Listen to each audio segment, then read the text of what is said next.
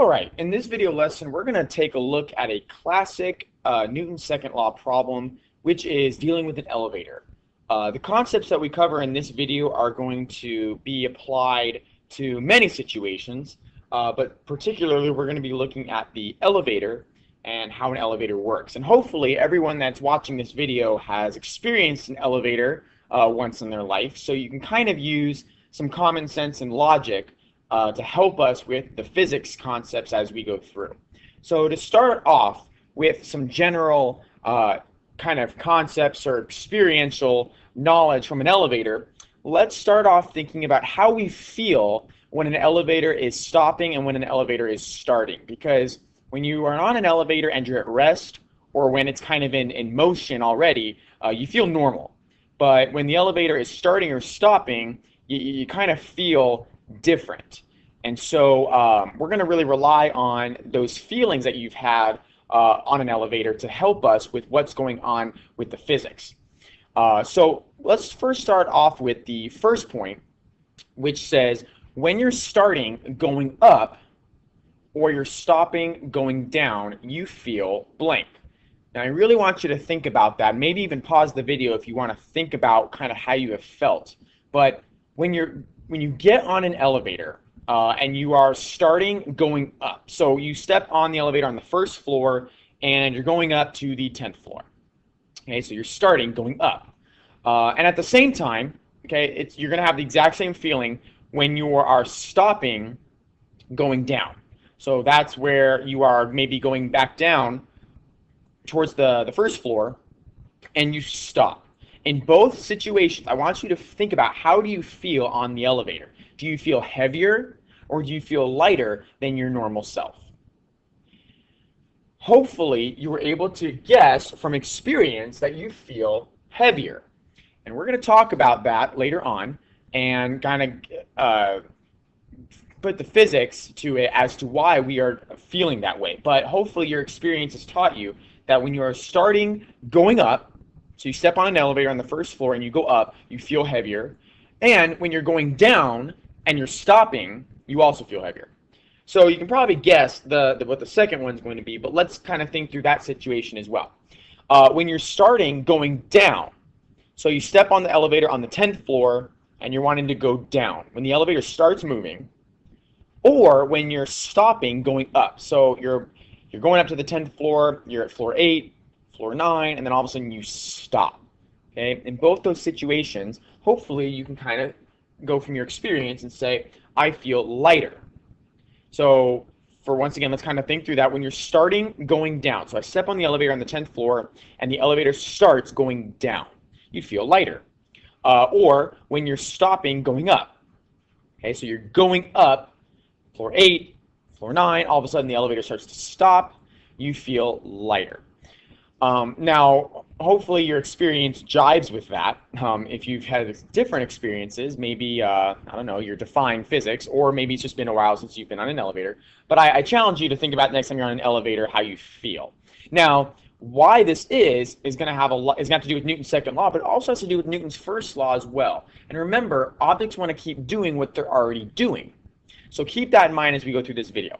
Now, a convention in physics when we're dealing with elevator problems is to make up the positive direction. Does that mean you're going to get the answer wrong if you make down positive? No, but just so you know, typically we make up the positive direction. So that's something that you're going to want to make sure you do, so you're kind of on the same page with what I do in the video. Okay, so let's kind of recap a little bit on the next two slides what we just said. So this first image that we see right here, this is a situation where you're feeling your normal weight. And so when you're on an elevator, when do you feel your normal weight? Well, there's two times. When the elevator is at rest, or when you're already in motion, or in other words, constant velocity. So in other words, you're going to feel your normal weight when the elevator and you together are in equilibrium. Now, when you feel greater than your normal weight is when we've already gone over this, is when you're in motion where this elevator is going in some sort of an upward motion or upward acceleration. So we've kind of covered that on the previous slide. There's two times that you're going to feel greater than your normal weight. And that is when you start to go up and when you are stopping going down. Now, we're going to cover this later on, but since it's already on this slide, let's cover this now. What is this blue arrow referring to? Well, you may be thinking, oh, it has to do with the motion of the elevator. Well, that's actually false, because right here, we feel heavier or greater than our normal weight when we're stopping going down. So why would the elevator be going up if we feel heavier going down? So this arrow that's at the very top right here has nothing to do with the motion, but instead it's an acceleration vector. So what we can deduce is we are going to feel heavier when our acceleration vector is pointing up. Now on the next one, the third part there, we're going to feel less than our normal weight when we start to go down, or when we stop as we're going up. And think about in that situation, whether you're starting to go down or you're stopping as you're going up, same thing for that. In both, the acceleration is going to point down.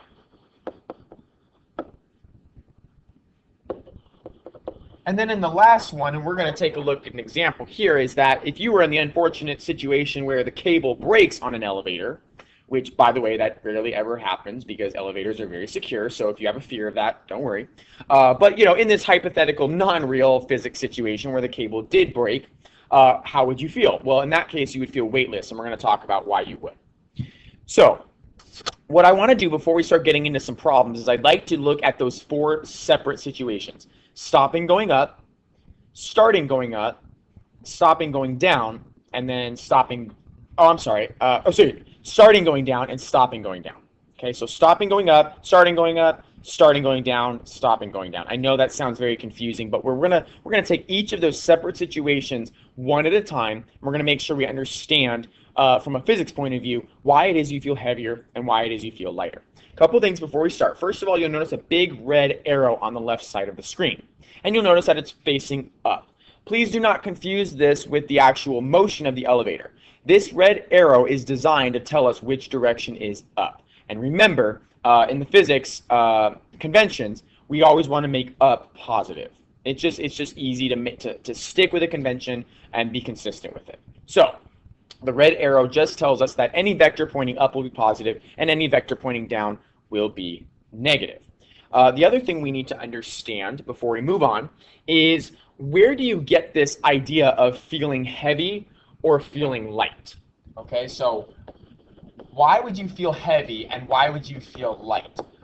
Most people, their first guess is you feel heavy or you feel light because of gravity. So they think that if you feel heavy, you've got a really big gravity, and if you are feeling light, you have a really small gravity. And that's not true. And think about it. In Unit 4, how did we calculate force of gravity? Well, we calculate force of gravity by taking our mass times the acceleration of gravity, which is g.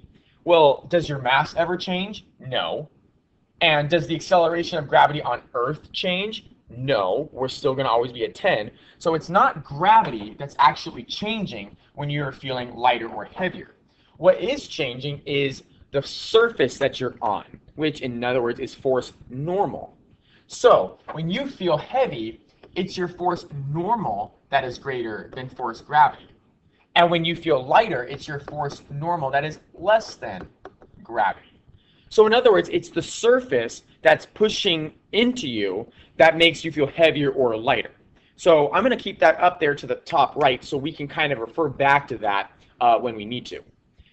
Okay, so what we're going to do right now is we're going to look at these four separate situations, and we're going to draw some force diagrams and use Newton's second law to kind of help us figure out, from a physics standpoint, what's going on here.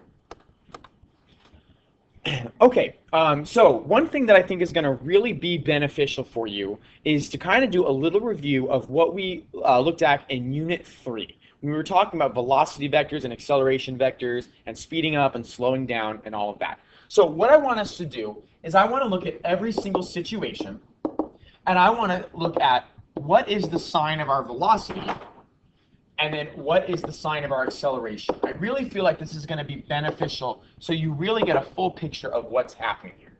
So remember, velocity is what direction of motion you're actually going in. Velocity goes with motion. Okay, so let's go through each of these situations and look at what is the sign of our velocity. And remember, vectors that are pointing up are positive, vectors that are pointing down are negative, according to the red arrow that's on the left.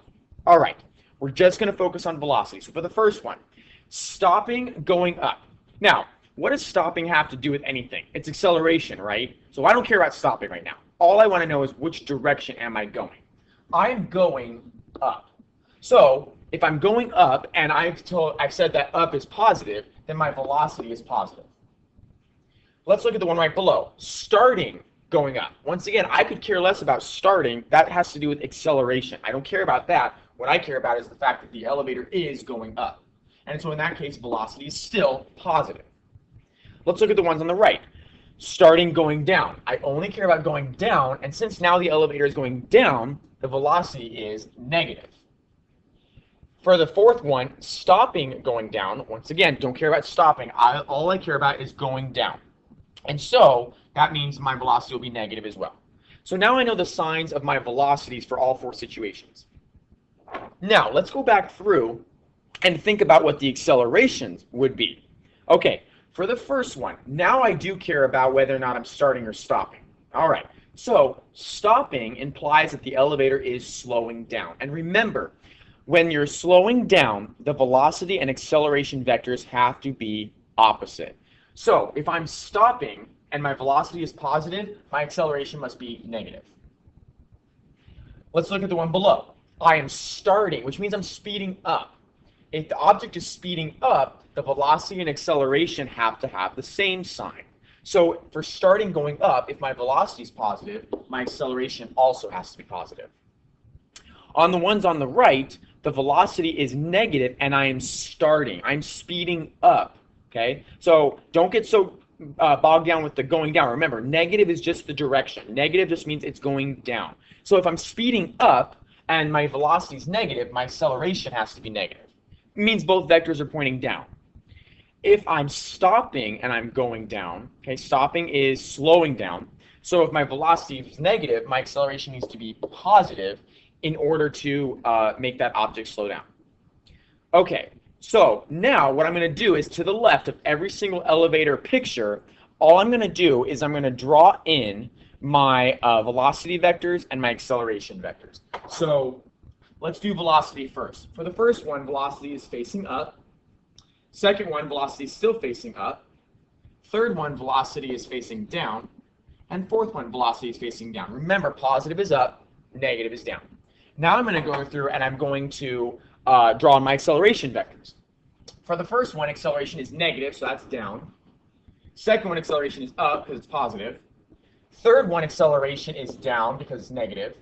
And then fourth one, acceleration is up because it's positive.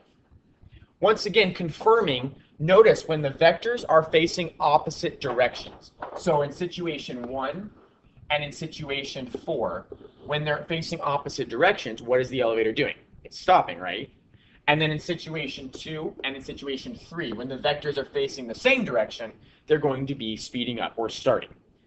Okay, so now that we have that basic understanding and that review down, we can now start to look at how do forces play into all of this. Okay, so what we're going to do is we're going to draw a force diagram for every single one of these elevator situations. So my elevator and me, we're all one system, and we're going to represent that with a dot.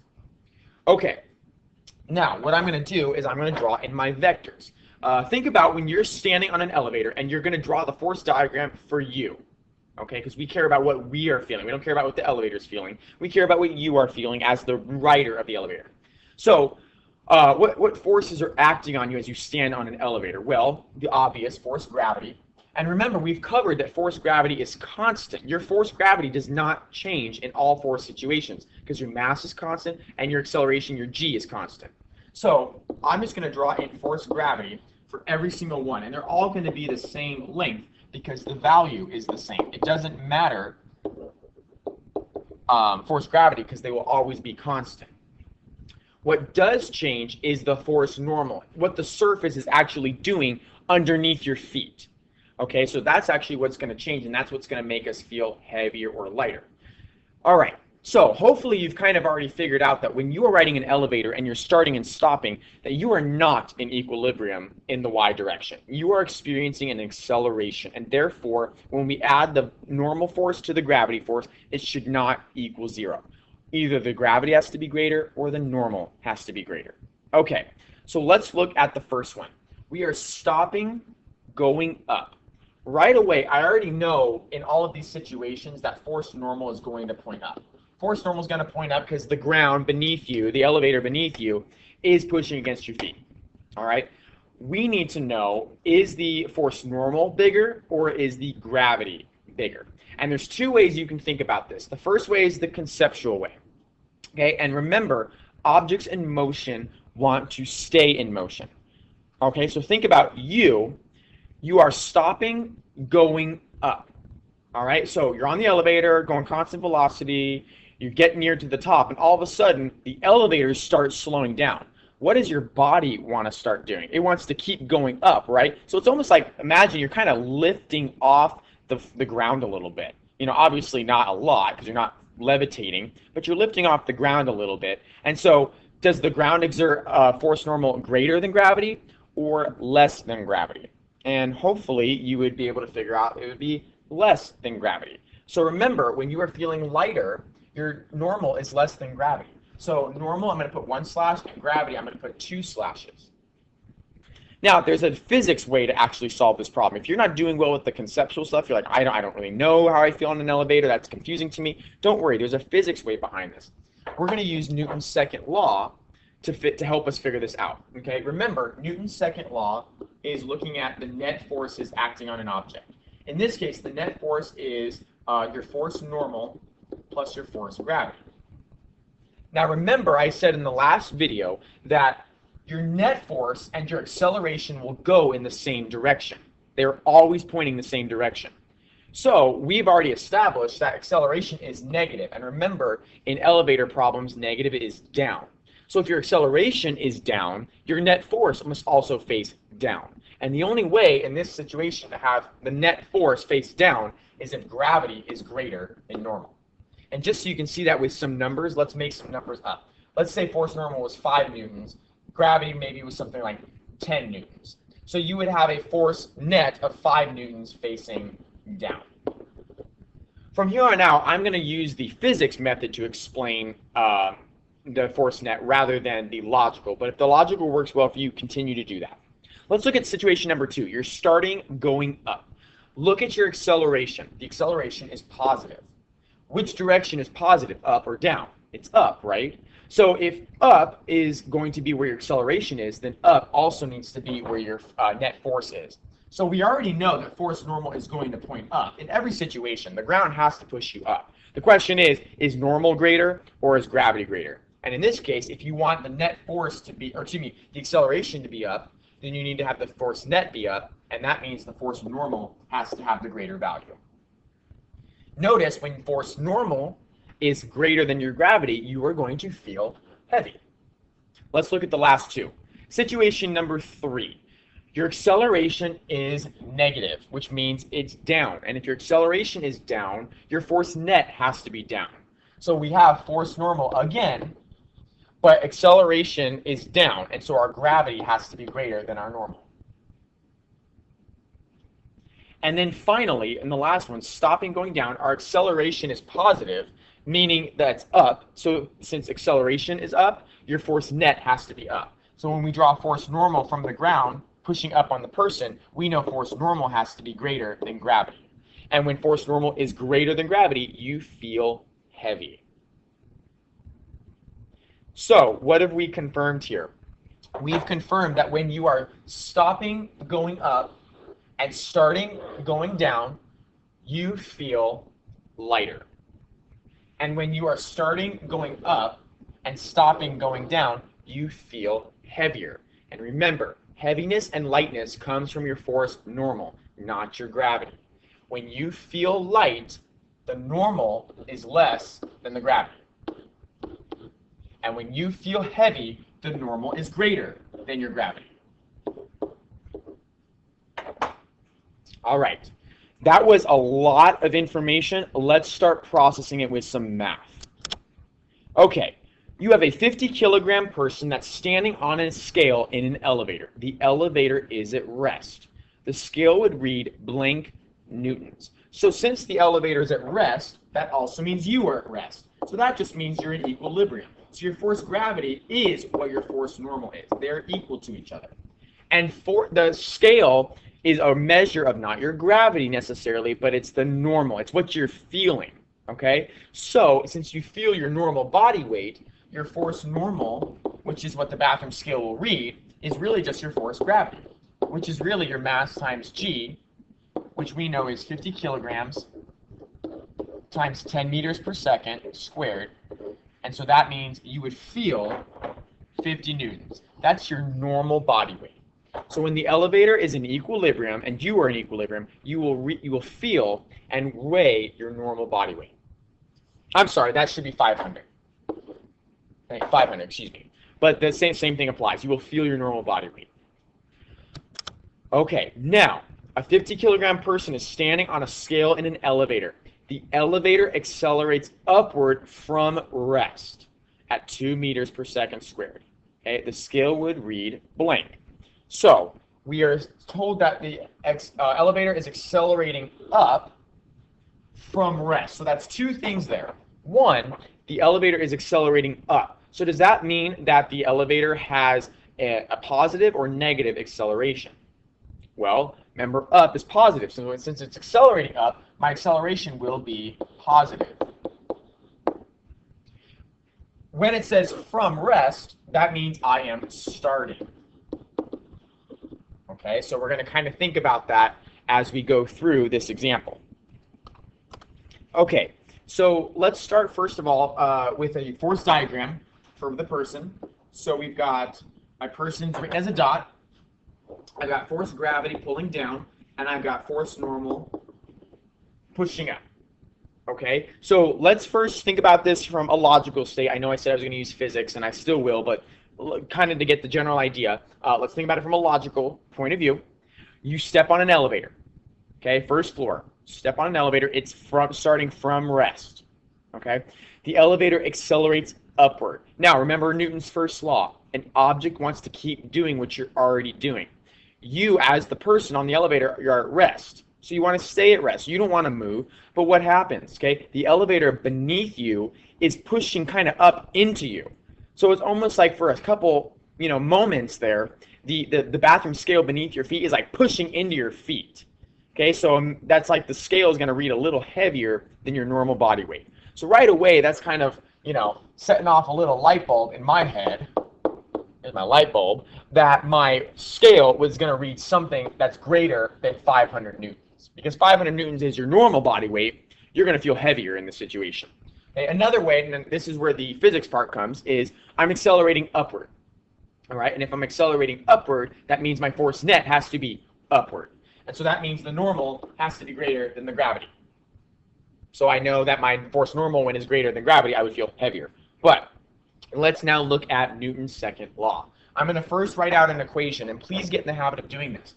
Force net in this situation is equal to what? Is equal to force normal plus force gravity. Those are the only two forces in the y direction that we're adding.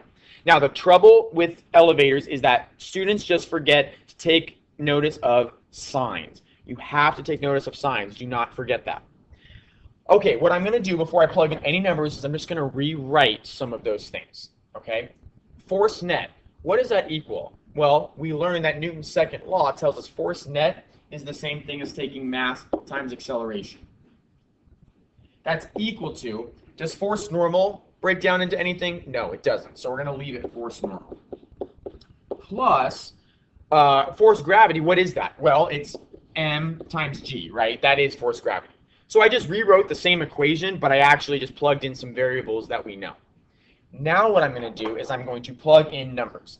Remember, if it's asking for what the scale is reading, what am I ultimately solving for? I'm ultimately solving for force normal. That's what the scale will read. That's your what we call your apparent weight, or what you feel like you're feeling. Okay, so my mass is 50 kilograms. Now, what is my acceleration here? Well, remember, it's the acceleration of the net force, okay, or overall. So that would be the 2 meters per second squared. The question you need to ask yourself is it a positive 2 or is it a negative 2? We've already established that it is a positive 2. Why? Because the acceleration is upwards, and we've made up the positive direction. So I'm going to plug in 2 meters per second squared. That is equal to my force normal, which is what I'm going to solve for, plus the mass, again, is 50 kilograms, times the acceleration of gravity. Be careful here. What direction does the acceleration of gravity always point? It points down. And in this problem, and in all elevator problems, we make down negative. So it's times a negative 10 meters per second squared. If I simplify this, and I'm going to simplify it right here, because I'm running out of space. If I simplify that, on the left side of the equal sign, I get 50 times 2, or 100 newtons, is equal to force normal plus 50 times negative 10 is a negative 500 newtons. And so that becomes 100 newtons equals force normal plus a negative, so that's just minus 500. And now I'm going to add 500 to both sides to end up getting that my force normal is equal to 600 newtons. And that makes sense because we already knew that we should weigh more than what our actual weight is. So when our force normal is greater than our force of gravity, we are feeling heavier. Okay, let's look at this. Now you're in motion. A 50 kilogram person standing on a scale in an elevator. The elevator is moving up at a constant velocity. Key thing there is that we're going constant velocity, so I think equilibrium. And so when the object's in equilibrium, that means that my force of gravity is the same thing as my force normal. And since the force normal and force of gravity are equal to each other, and your force normal is what your apparent weight comes from, my scale is just going to read what my force of gravity is, which, once again, is 50 kilograms times 10.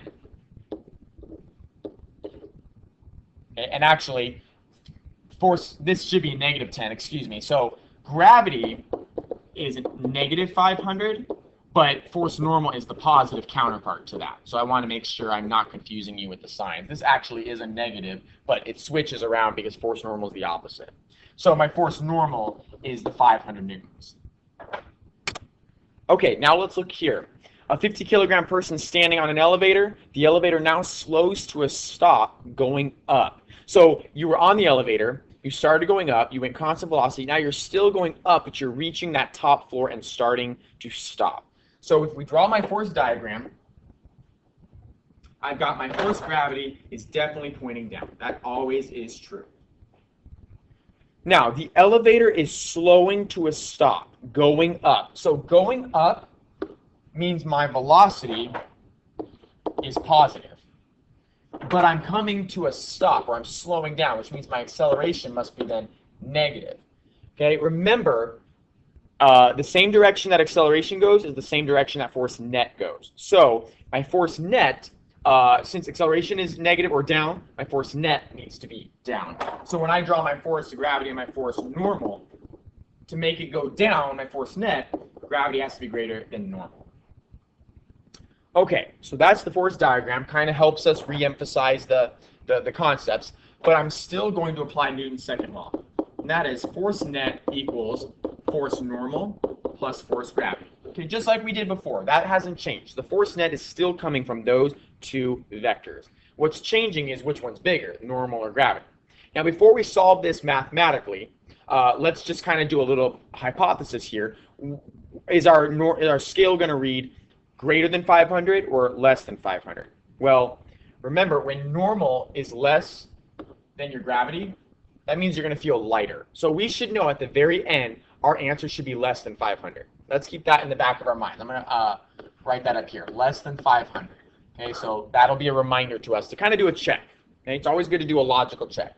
All right. Force net can be rewritten as mass times acceleration.